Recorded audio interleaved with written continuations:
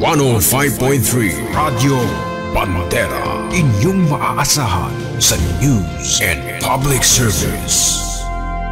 Ito ang bagong radyo ng sambayanang Pilipino, Radyo Bandera. Tahanan ng mga balitang totoo, musikang bago at may serbisyo publikong taos sa puso. 105.3 Radyo Bandera. Iwawagayway ang bandera ng balayang pamamahayag.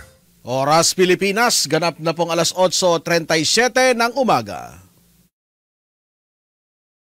Radyo Bandera, Kuskus, Bandera, Kuskus, Bandera. Magkakatid ng impormasyon at mga nagbabagang balita. Tatalakay sa mga usaping pambaya sa ilalim ng nag-iisang bandera ng Republika ng Pilipinas. Ito ang programa maglalahad ng katotohanan. Kukuskusin, babatikusin ang mga pasaway sa gobyerno at sa ating lipunan. Kuskus, Bandera, Kuskus, Bandera. Sandigan ng mamamayan, kakampi ng mga ina. Kuskus, Bandera, Kuskus, Bandera. Natatanging programa sa radyo na nabubuhay sa maalamat na kasabihan ni Attorney Ruben R. Canoy. Ang lungsod na nasayo, maoy makahatag kusog sa demokrasya. Apan ang lungsod nga mapasagaron, maoy makapukan sa atong kagawasan. Kuskus, Bandera! Kuskus, Bandera! At ngayon, narito ang inyong anchorman.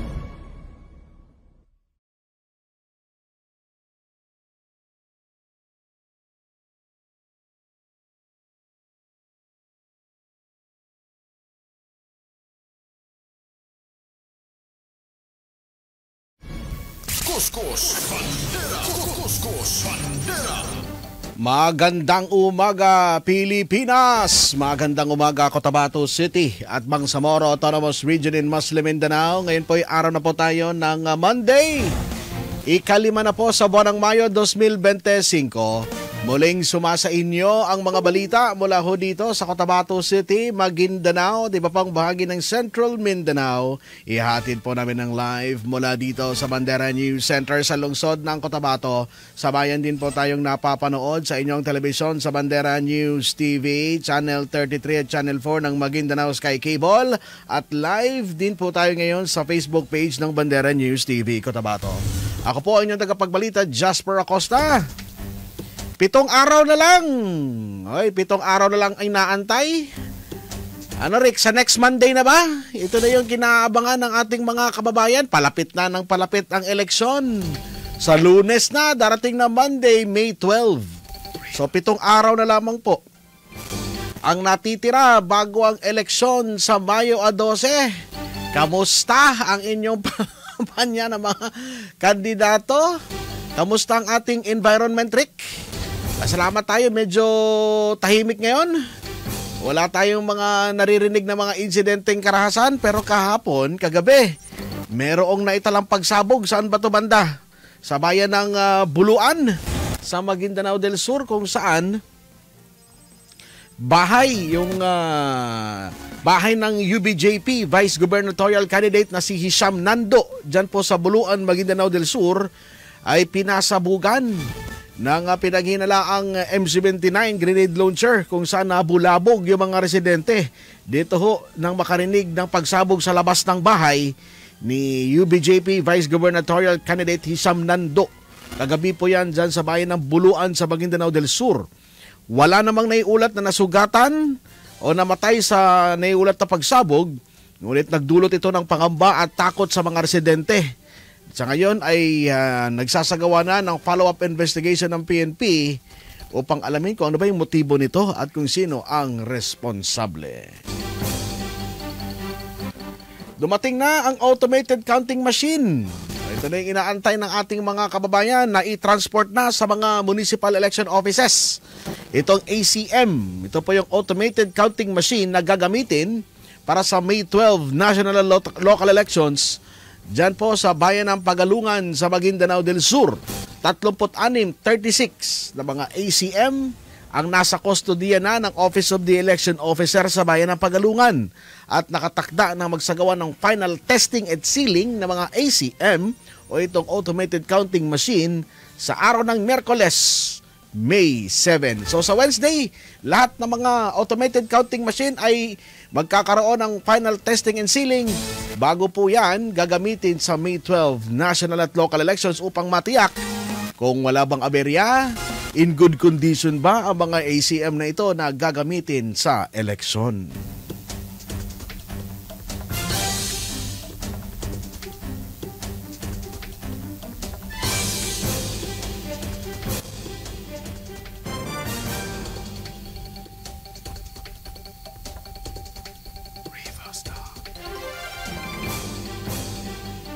Dito naman sa ating lugar sa Cotabato City ay tahimik din po sa pangkalahatan ang nakalipas na linggo. Kamustahin natin sa Cotabato City Police Office ano ang kanilang observation dahil 7 araw na lamang ang nalalabi bago ang eleksyon sa Mayo 12 dito ho sa Cotabato City. Kamusta ang general assessment ng City PNP? Meron bang naitalang mga vote buying at vote selling sa Cotabato City? Kamusta so far ang naging assessment at observation ng PNP? Na sa linya ang kanilang tagapagsalita, Police Lieutenant Rochelle Evangelista. Ma'am, magandang umaga po sa inyo. Jasper Acosta, good morning. Good morning, Sir Jas, at sa mga tagapanood at tagapakinig ng Bandera. Ma'am, 7 araw na lamang po natitira bago ang eleksyon. Kamusta po ang environment sa Cotabato City? So far, sir, thanks God, okay pa po. Tuloy-tuloy lang po natin ito, peaceful po, and as you see po, ang ating mga security sectors po are actively securing the area for the upcoming NLA 2025, sir. Meron ho ba kayong mga natanggap na mga report o sumbong na merong naganap na vote buying at vote selling sa Cotabato City so far sa panahon ng pangangampanya? As of this point, sir, officially, records wala pa pong lumalapit sa aming opisina, although maraming nagsasabi na may mga sinasabing vote buying. But as of this point, wala pa po tayong official records and any naitala na report sa mga precincts ng ating unit, sir. How about yung mga reklamo, ito mga nakikita natin mga nagpo-post sa social media na pinupunit yung kanilang mga tarpaulin, yung kanilang mga election paraphernalia, Ma'am Rochelle, na-address na ho ba ito? Yes, sir, na-address na po namin yan. Nagbibigay na po kami ng mga babala sa mga taong gumagawa nun. And actually, medyo wala na tayong masyadong napapansin. But tuloy-tuloy pa rin po ang Cotabato City Police Office sa pagbabantay sa mga gawaing hindi saklaw ng ating COMELEC rules and regulation po. So far, ang assessment so far so good. Walang naitalang mga karahasan na may kaugnayan sa politika at tahimik ang ating situation on the ground. At kamusta po sa Cotabato City? Lahat ho ba ng mga teachers ay magsuserve o meron ding mga PNP personnel ang magsuserve sa election, ma'am? Actually, sir, kadalasan po ay teachers naman po ang nagsiserve during the election as IBIS. Ini-expect po natin yan if in case may hindi darating o may mga reason why hindi nakakarating ang teacher, handa rin naman po ang ating PNP to augment ng SEBs natin po. Kamusta naman yung categorization ng mga barangay sa Cotabato City? Medyo bumaba ba yung level ng red, green, or orange category, ma'am? Nasa tolerable pa rin po yung ating level, and ang Cotabato City Police Office po ay hindi po nagpapakampante. Tuloy-tuloy pa rin po yung aming pagiging stiff sa aming pagsisiguridad ng Cotabato City at lalong-lalo na sa lahat ng barangays. Okay, sige ma'am, ang inyong panawagan muli habang papalapit ang eleksyon sa araw ng Lunes na pala ito, May 12, sa next Monday na pala, ma'am. Go ahead. Yes, sir. Thank you po, Sir Jas, sa pagpatuloy na pagsuporta sa Cotabato City Police Office. In behalf of our City Director, Police Colonel Jeben Bongkayaw, unang-una po nagpapasalamat po kami sa aming kababayan ng Cotabato City Police Office, sa mga politicians, voters, and as well as yung mga supporters ng politician na naging mahinahon po tayo sa buong period ng election. At I hope dinadasal po namin sa Cotabato City Police Office na tuloy-tuloy hanggang sa pagtatapos po ng ating election period. Gusto lang din po namin iparating sa mga kababayan na sa Cotabato City na maging handa po tayo sa araw ng eleksyon. Handa po natin yung ating sarili, physically, mentally, at yung ating health po. I-consider po natin bago po tayo pumunta sa polling precincts natin. Handa na po natin yung ating mga listahan ng kapupusuan natin. And at the same time po, upang hindi po tayo magtagal sa polling precinct po natin. So sa Cotabato City Police Office, ina-assure po namin, nagagawain po namin ang lahat na makakaya ng inyong kapulisan upang ma-ensure lang po natin ang katahimikan ng ating lungsod po. Okay, ma'am. Magandang umaga po at maraming salamat sa inyong panahon at more power sa Cotabato City Police Office. Yes, Sir Just. More power also sa bandera. Okay, yan po ang tagapagsalita ng Cotabato City Police Office Police Lieutenant Rochelle Evangelista. So far, so good sa Cotabato City. Ang sitwasyon, walang na-monitor na mga insidente ng vote buying at vote selling. At handang-handa na ang PNP para sa May 12. Sa darating na araw ng Lunes, 7 araw na lamang po natitira bago ang eleksyon. Kailangan maka-interview din tayo ng Comelec Rick dahil maaga pala boboto yung mga senior citizen. Anong oras yun? 5:00 ng madaling araw? Pwede kaya yun? Ano ibig sabihin kung ganun kaaga? Anong oras kukunin yung mga election paraphernalia dyan sa Treasury Office? Kailangan ma-update yung ating mga kababayan dahil naalala natin ng mga nagdaang eleksyon. Madalas, lampas na ng 7:00 ng umaga, nag-o-open, nagbubukas yung mga polling center dahil nagkakaroon ng kaunting delay. Paano na ngayon na mapaaga yung pagboboto ng mga senior citizen? Madaling araw yung kanilang schedule para ho sa mga senior citizen. Kaya paghahandaan ito ng ating Commission on Elections. So, mag-witness din tayo sa May 7. Yan po yung final testing and sealing ng mga automated counting machines. Nakaranas tayo ng mga pag-ulan itong mga nakalipas na araw. Ito po ay dahil sa namataan na low pressure area. Meron palang low pressure LPA. Ito po ay namataan sa layong 135 kilometers ng Coron, Palawan. Ayon sa Pag-asa, hindi naman ito magiging tropical depression o hindi naman daw ito magiging bagyo sa susunod na 24 oras. Pero magdudulot pa rin ito ng mga kalat-kalat na pag-ulan sa ilang bahagi po ng bansa, partikular na sa Mindanao. So ito po ang dahilan kung bakit nakakaranas tayo ng mga pag-ulan itong mga nakalipas na araw. Kailan ngayon, Rick? Binaha tayo dito. Yung biglang buhos ng ulan at nakaranas ng pagbaha ang ilang areas sa Balabagan, sa Lanao del Sur, sa Matanog, areas ng Kapatagan. Dahil po sa malakas na buhos ng ulan sa Cotabato City, ay nakaranas din po ng pagbaha. Pero nung tumila na yung ulan, unti-unti naman din nagsasubside ang tubig baha. So wala hong bagyo, low pressure lamang ho yun, pero nagdulot pa rin ng pagbaha dito po sa ating kapaligiran. So para sa ating mga botante, sa ating mga supporters, maging mahinahon para maging mapayapa ang ating eleksyon on Monday. Ang tabayanan din, meron po tayong blow-by-blow coverage. Simulan siguro natin yan, Rick, 1 araw o 2 araw bago ang eleksyon para at least makapaghatid tayo ng mga fresh update sa ating mga kababayan. Itong bandera.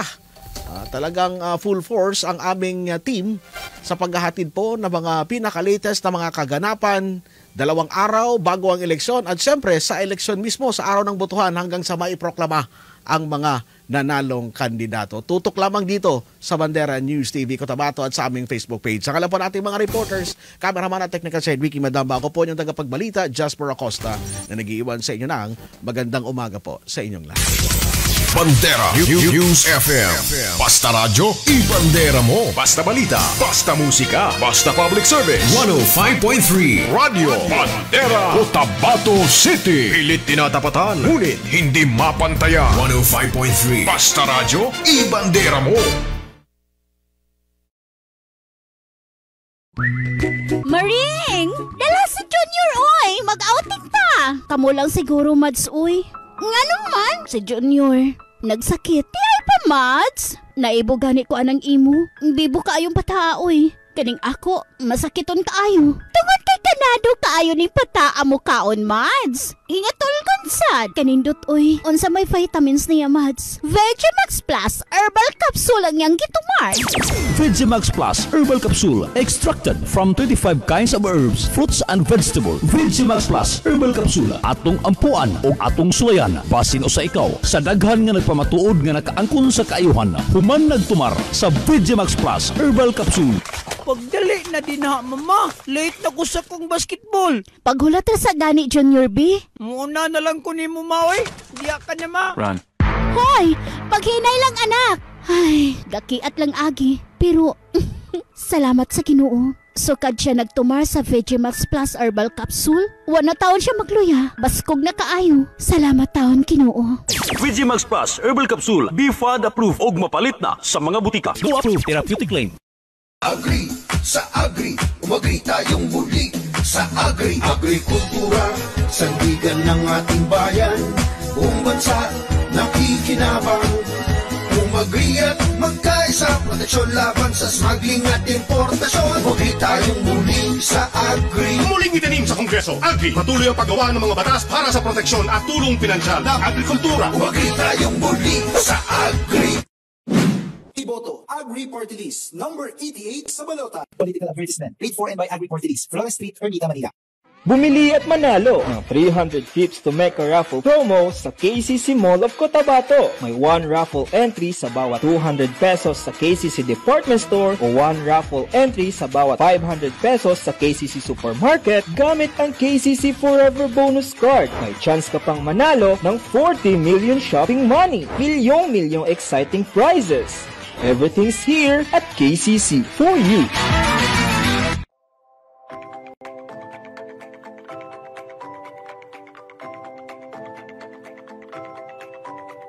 Ang Bangsamoro Party Ubapa ay para sa kapayapaan, hustisya, kaunlaran at karapatan ng Bangsamoro.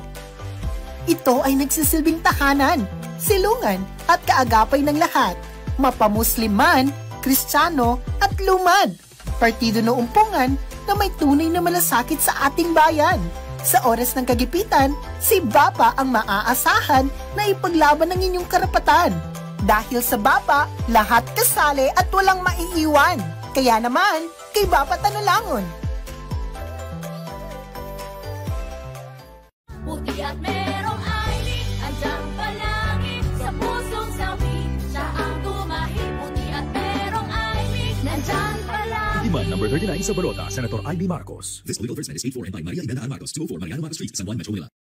Mga kabarangay natin, alam niyo ba na karamihan sa ating barangay ay kulang na kulang sa pondo kada taon? Sa dami ng pangangailangan ng ating barangay, hindi ito sapat. Ang barangay natin ay may dalang solusyon. Dagdagan natin ang pondo ng mga barangay. Magbigay ng tamang sahod at benepisyo. Bigyan ng sapat na seguridad ang bawat isa. Isulong natin ang mga programa para sa ating mga kabarangay. Sa barangay natin, may dignidad ang bawat isa. Barangay natin party list, dito ang simula. Juliano Family Resort is open to serve. They have videoke, hamburger, and many more. They accept birthday parties, wedding, children's party, and special events you wanted. Bring your family, relatives, friends, and enjoy your day. Juliano Family Resort is located at 3rd Street, Don Isero Juliano Compound, Cotabato City. For inquiries and reservation, you may call or text 0965-7515-787 and look for Maxi Lumingkit. Kayo ba ay naghahanap ng pulido at maaasahang mag-ayos ng inyong sasakyan? Huwag nang magdalawang isip pa. TVJ Engineering Works. Sila ay tumatanggap ng crankshaft grinding, engine block reboring, shape ring, engine block align boring, lat machining, electric and cold welding, engine overhauling, at marami pang iba. TVJ Engineering Works. Sila ay matatagpuan sa Don Isero Street, Juliano Compound, Cotabato City. Looking for a low budget but satisfying entertainment? Subscribe now at Maguindanao Sky Cable. Offers 2-in-1 connectivity with lowest monthly rate. Provides internet connection.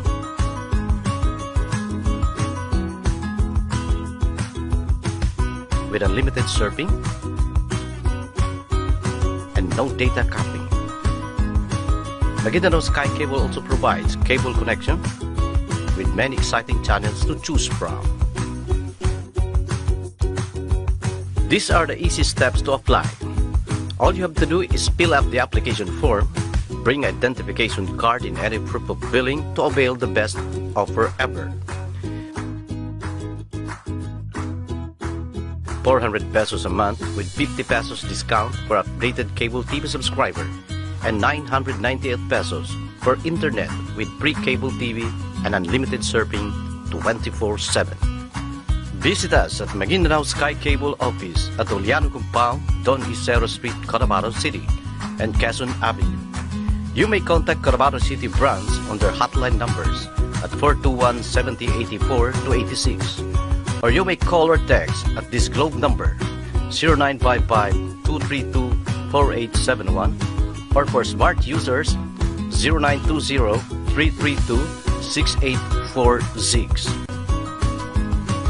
And in Manga Street in front of 1404th RMFC Poblacion 1, Parang, Maguindanao.